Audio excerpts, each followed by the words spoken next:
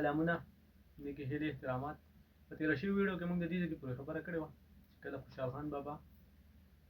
د اورنګزیب سره اختلاف راغی او اورنګزیب چې دی هغه وخت کې د پېښور او د کابل بادشاهي او د هغه وخت مشري چې وه هغه یو کس ته ورکړې وه او هغه کس په تروی خوشحال خان بابا پېښور ته راوغوښتو او جیل کې واچو. د دغې نه پس بیا 2 میاشتې پېښور کې په جیل کې خوشحال بابا او د هغې نه پس د پېښور نه پس چې دی نو بیا یې لاهور ته ویوړ او د لاهور نه بیا یې دهلي ته ویوړو. هلته یې په قلاګانو کې چې دی نو دا بندیوان کو او قیدي کو. تقریبا 2.5-3 کاله پورې دغه په دهلي په جیل کې بیا دی هغه وخت اورنګزیب کوم چې د مغولو بادشاه و هغه ته چا وویل چې خوشحال خان خټک خو موږ په جیل کې اچولی دی خو اوس داسې کار کول غواړي چې د دې خاندان او د دوی بچي چې کوم دي د هغوی څه غم کول غواړي. نو هغه د هغه ځای نه فرمان جاري کړو چې د خوشحال خان چې څومره فیملي ده دا ګرفتار کړي. په دغه وخت کې یوسفزو یو د غیرت کار وکړو ځکه چې یوسفزو چې دی دا د مغولو حکومت یې اړومنون هغو دا وکړو چې د خوشحال خان بابا چې څومره خاندان دی څومره فیملي ده څومره د هغه بچي و نسي څونه چې خاندان و هغه ټوټل یې څه کړه هغې له پناه ورکړه یوسفزو. نو خوشحال خان بابا په دغه ډېر زیات خوشحاله شو او بیا چې کله د جیل نه آزاد شو 3 کاله پس بیا داسې کار وشو چې د بنګشو او د یوسفزو جنګ راغی. د بنګشو داسې کار وکړو چې د خټک خوشحال خان خټک ته یې وویل چې ته زموږ سره امداد وکړه ځکه چې یوسفزي ستا هم دشمنان دي او زموږ هم دشمنان دي. خوشحال خان خټک ته وویل نه د دوی یو په ما باندې غټ احسان دی زما خاندان زما چې څومره فریقین دي دې له پناه ورکړې وه. نو بله دا ده چې اوس به موږ په خپل منځ کې نه جنګېږو موږ به ټول چې څومره پښتانه دي که هغه بنګش دي که هغه خټک دي که هغه یوسفزي دي ټول به یو کېږو او د مغولو سره به جنګ کوو. نو دا خبره په هغو باندې هم ښه ولګېده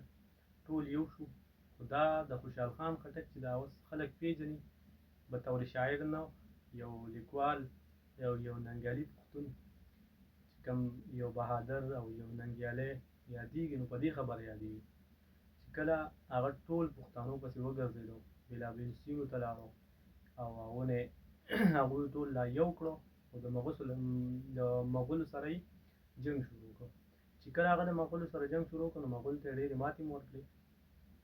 او مغولو ډېر پوځ یې پکې مړه هم کړو. بهرحال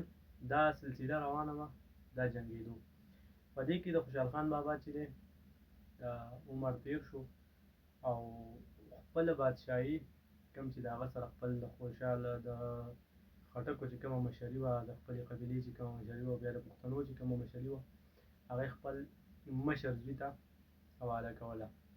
څومره چې د هغه منصب و هغه هسې خپل مشر زوی ته ورکول. په دغه وخت اختلاف جوړ شو او د خوشحال بابا چې کوم کشران بچي دي کشران اولاد و هغوی اختلاف جوړ کړو او خوشحال خان بابا یې چې دی هغه یې وژو مطلب د هغه د وژلو مکمل کوشش یې وکړو. نو بیا په دغه کې داسې کار وشو چې دا ترې لاړه د خوشحال بابا اختلاف جوړېږي په خپل منځ کې اوس مسلې راځي دا لاړو او پرېږدو ورله په تیرا کې هلته یې وله پناه ورکړه او خوشحال خان بابا هلته پاتې شو. د ژوند اخري ورځې بیا هغه هلته تېرې کړې هلته یې پناه واخیسته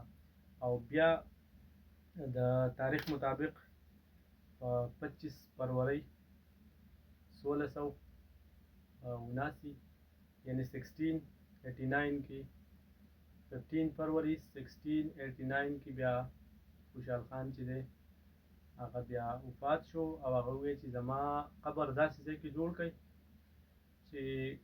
زه د مغولو د خپو دا دربا ونه اورم چې لکه مطلب زما په دې خوا باندې تېرېږي او د خپو قدمونو هغه اواز یې زه وانه اورم. نو په اکوړي خټک کې دغلته کې دا دفن شو موجوده وخت کې چې کوم اکوړي خټک نوښار نوشهره دغه سره دوی قبر دی. نو دا و د هغه ژوند بایوګرافي کېدای شي زما نه پکې ډېرې خبرې پاتې شوي هم او ډېر پوهان هم دي چې کېدای شي ما پکې څه خبرې غلطې هم کړي د خپل علم مطابق او سوچ مطابق مې تاسو سره دغه څو خبرې شیر کړې بلکې په داسې شخصیت باندې او په داسې لیکوال په داسې بهادر شخصیت باندې خبرې کول دا زه مناسب نه ګڼم. خو بیا هم پښتو مې چې څه راته زده دي د پښتو او د دې شخصیت په باره کې د خپلې ذمهوارۍ چې کوم حق دی هغه ادا کړم او څه چې راته زده دي هغه تاسو ته وښیم.